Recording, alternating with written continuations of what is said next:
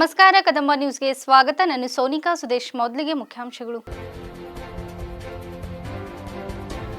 ಅದ್ದೂರಿಯಾಗಿ ಜರುಗಿದ ಜಮ್ಗಿ ಶಾಲೆ ಹಳೆ ವಿದ್ಯಾರ್ಥಿಗಳ ಸ್ನೇಹ ಸಮ್ಮಿಲನ, ಕುಣಿದು ಕುಪ್ಪಳಿಸಿದ ಸಂತಸ್ತ ವಿನಿಮಯ. ಬಾಲಕಿಗೆ ಪಾಗಲ್ ಪ್ರೇಮಿ ಲವ್ ಟಾರ್ಚರ್, ಜನರ ಎದುರೇ ಹುಡುಗಿ ಕುತ್ತಿಗೆಗೆ ಚಾಕು ಹಿಡಿದು ಬೆದರಿಕೆ. ಮೋಜಸ್ ನಿರಣಕರ್ ಹುಟ್ಟುಹಬ್ಬದ ಅಂಗವಾಗಿ ರಕ್ತದಾನ ಶಿಬಿರ, ಬಡ ರೋಗಿಗಳಿಗೆ ಹಣ್ಣು ಹಂಪಲು ವಿತರಣೆ. ಸುದ್ದಿಯ ವಿವರಗಳು. ಬೀದರ್ ಜಿಲ್ಲೆ ಔರಾದ್ ತಾಲೂಕಿನ ಜಮ್ಗಿ ಸರ್ಕಾರಿ ಪ್ರೌಢಶಾಲೆಯಲ್ಲಿ 2001-2002ನೇ ಬ್ಯಾಚಿನ ವಿದ್ಯಾರ್ಥಿಗಳ ಸ್ನೇಹ ಸಮ್ಮಿಲನ ಕಾರ್ಯಕ್ರಮ ಅದ್ದೂರಿಯಾಗಿ ಆಚರಿಸಲಾಯಿತು. ಕಾರ್ಯಕ್ರಮದ ಅಧ್ಯಕ್ಷ ಸ್ಥಾನ ವಹಿಸಿ ಮಾತನಾಡಿದ ಮುಖ್ಯ ಗುರುಗಳಾದ ರಾಜ್ಕುಮಾರ್, ಶಿಕ್ಷಕರು ಕೇವಲ ಪಠ್ಯ ಬೋಧಿಸಲಿಲ್ಲ, ಜೀವನದಲ್ಲಿ ಎದುರಾಗಬಹುದಾದ ಕಷ್ಟ ಹೇಗೆ ಎದುರಿಸಬೇಕೆಂದು ಕಲಿಸಿದರು. ಮಾದರಿಯಾಗಿ ವಿದ್ಯಾರ್ಥಿಗಳ ಬದುಕು ರೂಪಿಸಿದ್ದರಿಂದ ನಾವೆಲ್ಲರೂ ಇಂದು ಸಂತೋಷದಿಂದ ಇದ್ದೇವೆ ಎಂದು ಸ್ಮರಿಸಿದರು. ಇದೇ ವೇಳೆ ಶಿಕ್ಷಕರಾದ ಬಾಬುರಾವ್, ಸುನೀತಾ, ತಿಪ್ಪಣ್ಣ, ದತ್ತಾತ್ರಿ, ತುಕಾರಾಮ್ ಮಾಮು, 2001-2002ನೇ ಸಾಲಿನ ವಿದ್ಯಾರ್ಥಿಗಳು ಸೇರಿದಂತೆ ಗ್ರಾಮಸ್ಥರು ಇದ್ದರು. ಇದೇ ಸಂದರ್ಭದಲ್ಲಿ ಹಳೆಯ ವಿದ್ಯಾರ್ಥಿ ಗೆಳೆಯರೆಲ್ಲ ಕುಣಿದು ಕುಪ್ಪಳಿಸಿದರು. ಹೆಣ್ಣು ಮಕ್ಕಳು ಹಾಗೂ ಗಂಡು ಮಕ್ಕಳು ಎಲ್ಲರೂ ಪೇಟ ಧರಿಸಿದ್ದು ನೋಡುಗರ ಕಣ್ಮನೆ ಸೆಳೆಯಿತು.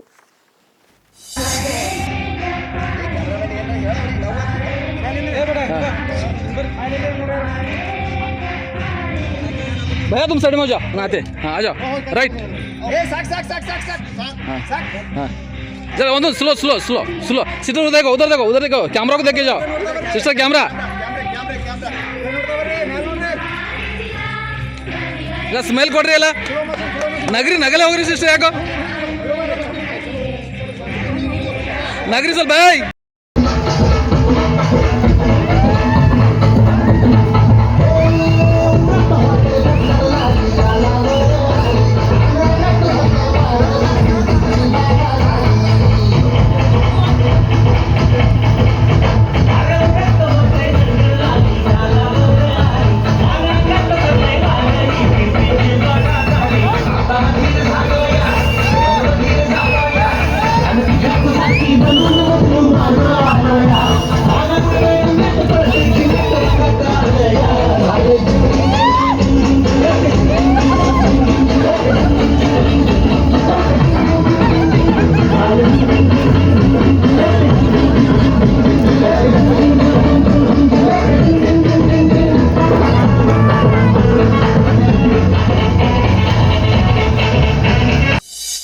ಇಲ್ಲೊಬ್ಬ ಪಾಗಲ್ ಪ್ರೇಮಿ ಅಪ್ರಾಪ್ತ ಬಾಲಕಿಗೆ ಚಾಕು ತೋರಿಸಿ ಪ್ರೀತಿಸುವಂತೆ ಬೆದರಿಕೆ ಹಾಕಿ ಹಲ್ಲೆ ಮಾಡಿರುವ ಘಟನೆ ನಡೆದಿದೆ. ಮಹಾರಾಷ್ಟ್ರದ ಸತಾರಾ ನಗರದ ಕರಂಜಿ ಪ್ರದೇಶದ ಶಾಲೆಯಲ್ಲಿ ಅಪ್ರಾಪ್ತ ಬಾಲಕಿ 10ನೇ ತರಗತಿ ಓದುತ್ತಿದ್ದಳು. ಆಕೆಯ ಹಿಂದೆ ಬಿದ್ದಿದ್ದ ಈ ಯುವಕ ಪ್ರೀತಿಸುವಂತೆ ಪೀಡಿಸುತ್ತಿದ್ದ. ಬಾಲಕಿ ಶಾಲೆಯಿಂದ ಮನೆಗೆ ಮರಳುತ್ತಿದ್ದಾಗ ಆಕೆಯನ್ನು ತಡೆದು ಪ್ರೀತಿಸುವಂತೆ ಕೇಳಿದ್ದಾನೆ.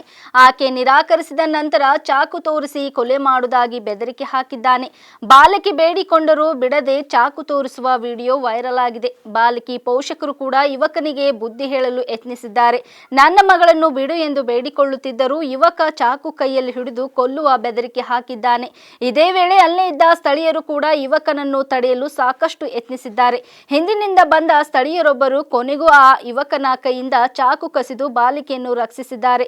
ಸ್ಥಳೀಯರ ಚಾಕತೆಯಿಂದ ಬಾಲಕಿ ಪ್ರಾಣ ಉಳಿದಿದೆ.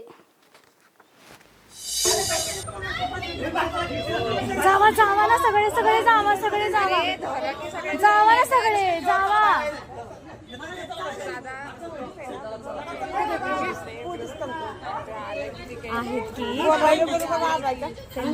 थांबा की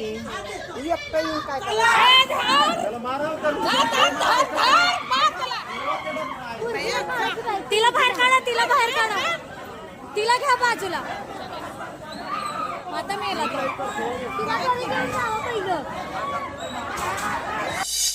ಕರ್ನಾಟಕ ಕ್ರೈಸ್ತ ಸಂಘಟನೆಯ ಜಿಲ್ಲಾಧ್ಯಕ್ಷರಾದ ಮೋಜಸ್ ನಿರಣಕರ್ ಅವರ ಗೆಳೆಯರ ಬಳಗದ ವತಿಯಿಂದ ಮೋಜಸ್ ನಿರಣಕರ್ ಅವರ 32ನೇ ವರ್ಷದ ಹುಟ್ಟುಹಬ್ಬವನ್ನು ಆಚರಣೆ ಮಾಡಲಾಯಿತು. ಇದೇ ಸಂದರ್ಭದಲ್ಲಿ ಬೀದರ್ನ ಬ್ಲಡ್ ಬ್ಯಾಂಕ್ ವ್ಯವಸ್ಥಾಪಕರಾದ ಡಾಕ್ಟರ್ ವೀರೇಂದ್ರ ಪಾಟೀಲ್ ಅವರ ಉಪಸ್ಥಿತಿಯಲ್ಲಿ ರಕ್ತದಾನ ಶಿಬಿರ ಕಾರ್ಯಕ್ರಮವನ್ನು ಆಯೋಜಿಸಲಾಯಿತು ಹಾಗೂ ಒಳ ರೋಗಿಗಳಿಗೆ ಹಣ್ಣು ಹಂಪಲುಗಳನ್ನು ವಿತರಣೆ ಮಾಡಲಾಯಿತು. ಈ ಸಂದರ್ಭದಲ್ಲಿ ಡಾಕ್ಟರ್ ವೀರೇಂದ್ರ ಪಾಟೀಲ್ ಅವರು ಮಾತನಾಡುತ್ತಾ ರಕ್ತದಾನ ಮಾಡುವುದರಿಂದ ಅನೇಕ ಬಡ ರೋಗಿಗಳಿಗೆ ಅನುಕೂಲವಾಗುತ್ತದೆ. ಇದರಿಂದ ಪ್ರತಿ ವರ್ಷ ರಕ್ತದಾನ ಕಾರ್ಯಕ್ರಮ ಮಾಡುವುದು ಅತಿ ಅವಶ್ಯಕವಾಗಿದೆ ಎಂದು ಹೇಳಿದರು. ಅದೇ ರೀತಿ ಯುವ ಮುಖಂಡರಾದ ಜೈಶೀಲ್ ಇವರು ಮಾತನಾಡುತ್ತಾ ಮೋಜೆಸ್ ನಿರ್ಣಕರ್ ಅವರ ಗೆಳೆಯರ ಬಳಗದ ವತಿಯಿಂದ 32ನೇ ವರ್ಷದ ಹುಟ್ಟುಹಬ್ಬವನ್ನು ಆಚರಣೆ ಮಾಡುತ್ತಿದ್ದು ಗೆಳೆಯರೆಲ್ಲರೂ ಸೇರಿ ರಕ್ತದಾನ ಶಿಬಿರ ಮಾಡಿ ಬಡ ರೋಗಿಗಳಿಗೆ ಹಣ್ಣು ಹಂಪಲು ವಿತರಣೆ ಮಾಡುತ್ತಿದ್ದು ಸದರಿಯವರು ಕ್ರೈಸ್ತ ಸಮುದಾಯದ ಪರವಾಗಿ ಬಹಳಷ್ಟು ಹೋರಾಟಗಳನ್ನು ಮಾಡಿ ಸಮಾಜ ಸೇವೆಯಲ್ಲಿ ತಮ್ಮನ್ನು ತಾವು ತೊಡಗಿಸಿಕೊಂಡಿದ್ದಾರೆ. ಅವರು ಇನ್ನು ಹೆಚ್ಚಿನ ಸೇವೆ ಸಲ್ಲಿಸಲು ದೇವರು ಅವರಿಗೆ ಆಯಸ್ಸು ಆರೋಗ್ಯ ನೀಡಲಿ ಎಂದು ಶುಭ ಕೋರಿದರು. ಇದೇ ಸಂದರ್ಭದಲ್ಲಿ ಬ್ರಿಮ್ಸ್ ಅಧೀಕ್ಷಕರಾದ Emmanuel Koddekar, Simon D'Souza, MK Swamidas, James Nirnakar, Vishal Bhosle, Sanjukumar Gornalli, Vishal Dada, Yuvaraj Kote, Shantakumar Goonalli, Lokesh, Maruti Budera, Solomon Kolar, Shivaraj Meeraganj, Savakari, Mamudigi Pavan ಇನ್ನು ಅನೇಕರು ಉಪಸ್ಥಿತರಿದ್ದರು.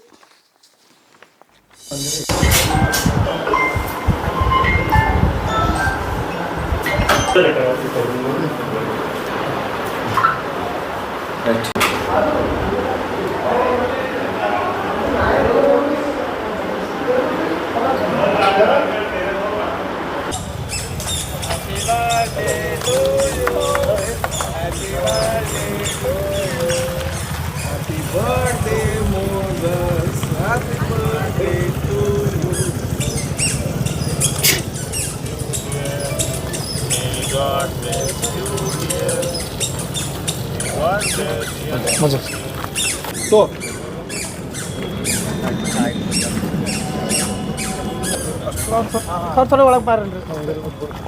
ಓಕೆ ಲಾಕ್ ಆಗತ್ತೆ ನೋಡ್ರಿ.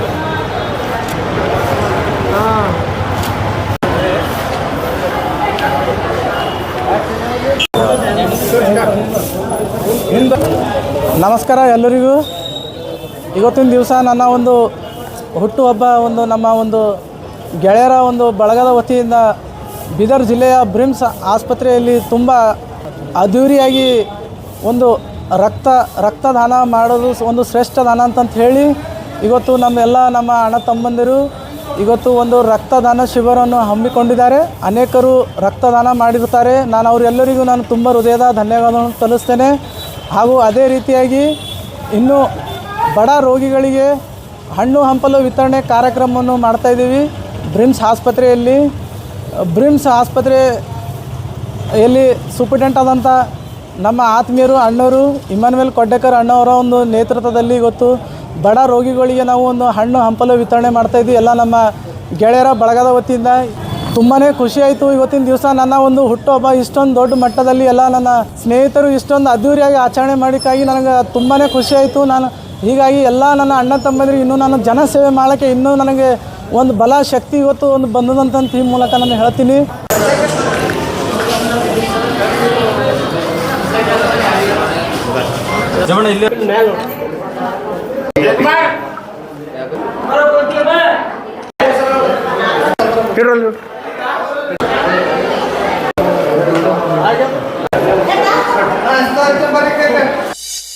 ಹಿಮಾಚಲ ಪ್ರದೇಶದಲ್ಲಿ ಮಹಾ ದುರಂತವೊಂದು ತಪ್ಪಿದ್ದು ನೂರಾರು ಪ್ರಯಾಣಿಕರ ಹೊತ್ತು ಸಾಗುತ್ತಿದ್ದ ರೈಲು ಕೋದಲೆಳ ಅಂತರದಲ್ಲಿ ಕುಸಿತದಿಂದ ಪಾರಾಗಿದೆ. ಹೌದು, ಹಿಮಾಚಲ ಪ್ರದೇಶದ ಕಾಗ್ರಾಂದ ದಂಗು ಎಂಬಲ್ಲಿ ನೂರಾರು ಜನರನ್ನು ಹೊತ್ತೊಯ್ಯುತ್ತಿದ್ದ ರೈಲು ಚಕ್ಕಿ ನದಿ ಸೇತುವೆಯನ್ನು ದಾಟುತ್ತಿದ್ದಂತೆಯೇ ಸೇತುವೆ ಅಡಿಪಾಯ ಕುಸಿದಿದೆ. ರೈಲು ಸೇತುವೆ ದಾಟಿದ ಬಳಿಕ ಸೇತುವೆ ಅಡಿಪಾಯ ಕುಸಿದಿದ್ದರಿಂದ ಯಾವುದೇ ಅಪಾಯವಾಗಿಲ್ಲ. ಭಾರೀ ಪ್ರವಾಹದಿಂದಾಗಿ ಸೇತುವೆಯ ಅಡಿಪಾಯ ಕುಸಿಯುವ ಕೆಲವೇ ನಿಮಿಷಗಳ ಅಂತರದಲ್ಲಿ ಕುಸಿಯುವ ವಿಡಿಯೋ ಇದೀಗ ವೈರಲ್ ಆಗುತ್ತಿದೆ. ದಂಗು ಹಿಮಾಚಲ ಪ್ರದೇಶ ಮತ್ತು ಪಂಜಾಬ್ ಗಡಿಯಲ್ಲಿದೆ ಮತ್ತು ಈ ಸೇತುವೆ ಪಠಾನ್ಕೋಟ್ ಮೂಲಕ ದೆಹಲಿ ಜಮ್ಮು ಪ್ರಮುಖ ರೈಲು ಮಾರ್ಗದಲ್ಲಿದೆ. ನೂಪುರ್ ಪೊಲೀಸ್ ವರಿಷ್ಠಾಧಿಕಾರಿ ಎಸ್ಪಿ ಅಶೋಕ್ ರತನ್ ಈ ಕುರಿತು ಮಾತನಾಡಿ, ಈ ಪ್ರದೇಶದಲ್ಲಿ ಅತಿಯಾದ ಮಳೆಯಿಂದಾಗಿ ತಡೆಗೋಡೆ ಕುಸಿದಿದೆ. ಮುನ್ನೆಚ್ಚರಿಕೆ ಕ್ರಮವಾಗಿ ನಾವು ಇದೀಗ ಪಕ್ಕದ ದಂಗು ರಸ್ತೆಯನ್ನು ಮುಚ್ಚಿದ್ದೇವೆ ಮತ್ತು ರೈಲ್ವೆ ಅಧಿಕಾರಿಗಳಿಗೆ ಮಾಹಿತಿ ನೀಡಿದ್ದೇವೆ ಎಂದು ಹೇಳಿದರು. ಇನ್ನು ಈ ಪ್ರದೇಶದ ಸುತ್ತಮುತ್ತಲ ಪ್ರದೇಶಗಳಲ್ಲಿ ಅಕ್ರಮ ಗಣಿಗಾರಿಕೆ ವ್ಯಾಪಕವಾಗಿದ್ದು, ಇದರಿಂದಾಗಿ ನದಿ ಪಾತ್ರದ ರಚನೆಗಳು ಮತ್ತು ಗುಡ್ಡಗಳು ದುರ್ಬಲವಾಗಿವೆ.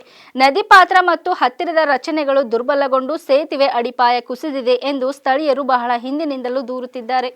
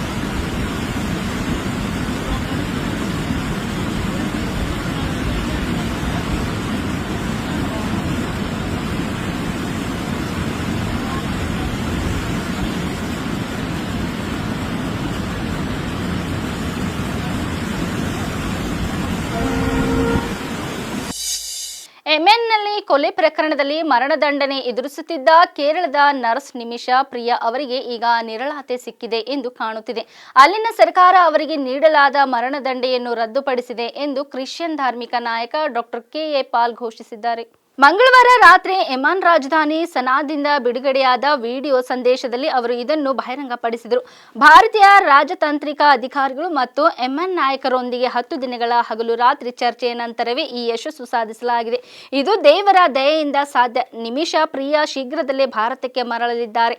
ಭಾರತ ಸರ್ಕಾರವು ಅವರ ಸುರಕ್ಷಿತ ವರ್ಗಾವಣೆಗೆ ಈಗಾಗಲೇ ಲಾಜಿಸ್ಟಿಕಲ್ ವ್ಯವಸ್ಥೆಗಳನ್ನು ಮಾಡುತ್ತಿದೆ ಎಂದು ಕೆ.ಎ. ಪಾಟೀಲ್ ಹೇಳಿದರು. ಕೆ.ಎ. ಪಾಲ್ ತಮ್ಮ ಎಕ್ಸ್ ಹಿಂದಿ ಟ್ವಿಟರ್ ವೇದಿಕೆಯಲ್ಲಿ ತಮ್ಮೊಂದಿಗೆ ಯೆಮನ್ ನಾಯಕರ ವಿಡಿಯೋವನ್ನು ಪೋಸ್ಟ್ ಮಾಡಿದ್ದು, ಪ್ರಕರಣವನ್ನು ಗಂಭೀರವಾಗಿ ಪರಿಗಣಿಸಿ ಭಾರತ ಸರ್ಕಾರ ವಿದೇಶಾಂಗ ಸಚಿವಾಲಯದ ಎಂಇಎ ಮೂಲಕ ಕಾನೂನು ನೆರವು ನೀಡಿದೆ.